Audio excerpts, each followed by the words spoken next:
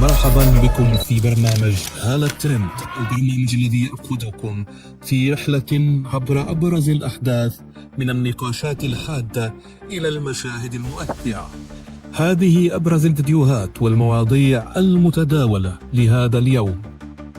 تصريح رئيس حزب الشعب الجمهوري عن حلب، تصريح غير مسبوق أشعل الجدل في الأوساط التركية، حيث أشار رئيس حزب الشعب الجمهوري إلى أهمية إعادة العلاقات مع دمشق عبر مدينة حلب. güçlerine yani Şii Nusayri güçlere teslim etmeye yönelik bir politikayı çok ciddi sorgulamak lazım. Çok ciddi sorgulamak lazım. Yani bunlar böyle kendi haline bırakılacak konular değil. Şimdi bir defa şunu bilmek lazım. Bakın Halep bir Sünni kentidir. Tarihi olarak böyledir. Ve bir Sünni İslam medeniyetinin her yerine damgasını vurduğu bir kenttir Halep. Şimdi bu kenti Rusya'nın himayesinde Esad'ın güçlerine yani Şii Nusayri güçlere teslim etmeye yönelik bir politikayı çok ciddi sorgulamak lazım. Çok ciddi sorgulamak lazım. Yani bunlar böyle kendi haline bırakılacak konular değil. Çok ciddi konular. Yani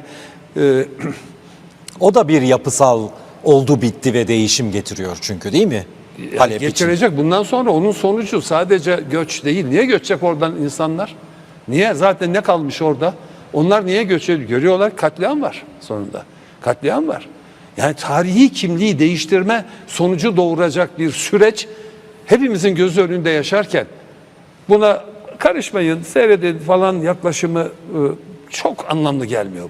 نبوءة خاشقجي عن ولي العهد السعودي محمد بن سلمان تداولت منصات التواصل تصريحات قديمة لجمال خاشقجي أشار فيها إلى ما وصفه بتحركات ولي العهد السعودي لإعادة تشكيل المنطقة.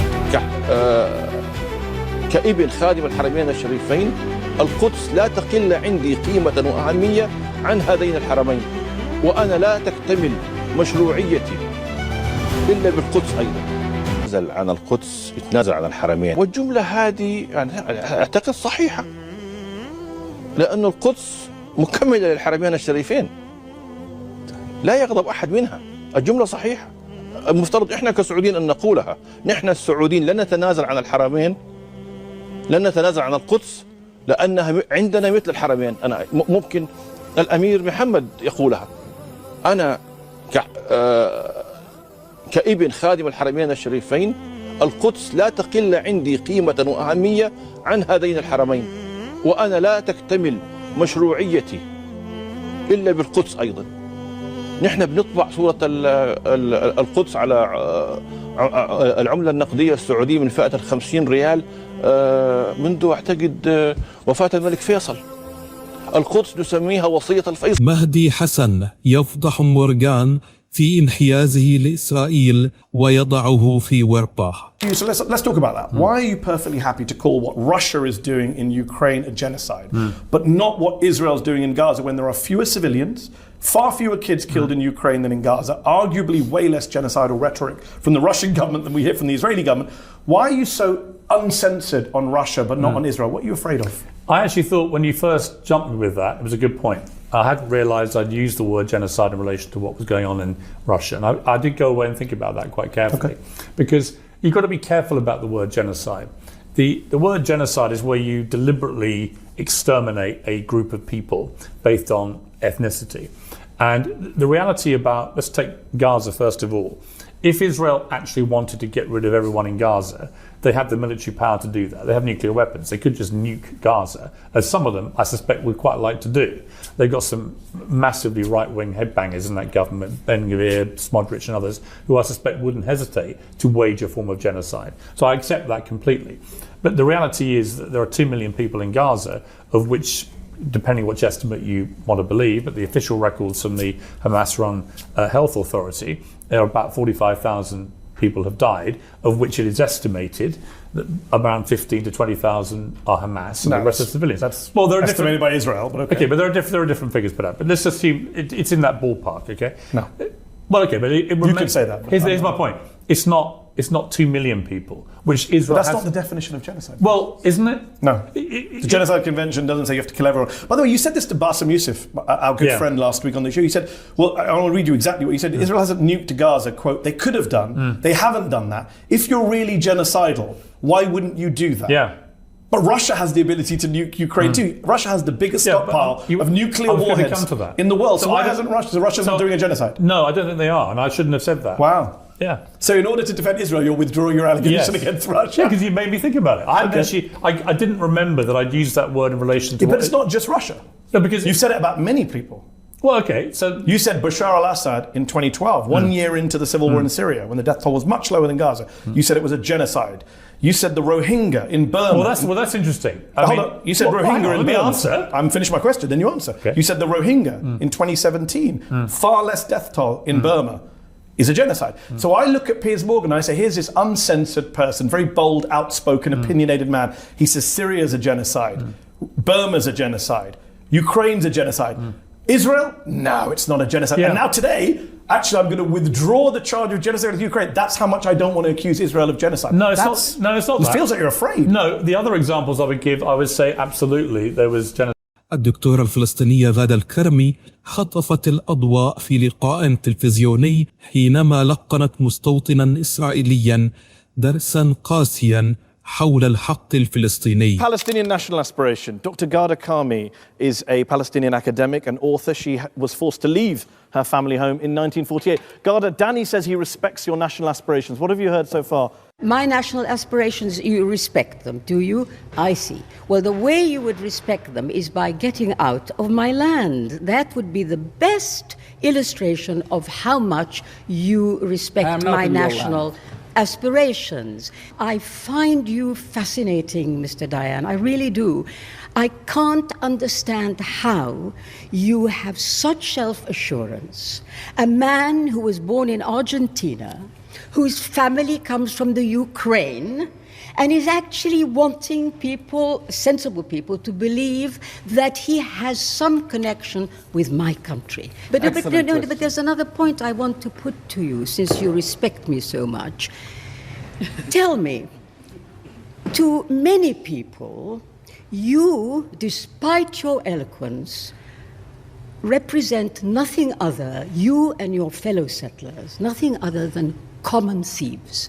You live on stolen land, you drink stolen water, you eat stolen fruit, you farm stolen farms. You know, I tell you, if I took Mr. Dayan seriously, I would be really upset.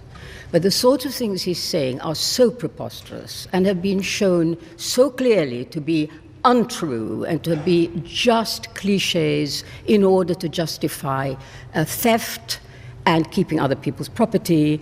Don't underestimate people's intelligence. I indeed had to leave my home. My family had to leave its home in Jerusalem in April 1948 because of the activities of Jewish militias. That is precisely why we had to leave. It's nothing to do with partition, but everything to do with Jewish killer gangs that went round and expelled people.